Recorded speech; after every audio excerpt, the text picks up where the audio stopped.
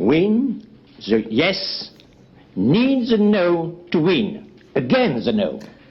Voilà, on est 20 ans après cette fameuse phrase du Premier ministre de l'époque, Jean-Pierre Raffarin, c'était en 2005, et 20 ans après, je n'ai toujours pas exactement saisi ce qu'il voulait dire. Mais le moment était important, c'était le traité constitutionnel européen en 2005, et tout le monde avait un avis dessus. Il y en avait qui voulaient voter oui, il y en avait qui voulaient voter non. Moi, j'avais moins de 20 ans et je me souviens que même en boîte de nuit, les gens en parlaient. Et c'est à ce moment-là que moi, comme d'autres, on a su de quelle gauche on était. On était pour une gauche de rupture avec le néolibéralisme qui était proposé dans ce traité. Et on a été voté, ça a été un de mes premiers votes. Et j'ai gagné, ce qui est rare quand même, 55% pour le non. Et malgré cela, Nicolas Sarkozy, quelques mois plus tard, a balayé d'un revers de main ce vote populaire pour le traité de Lisbonne.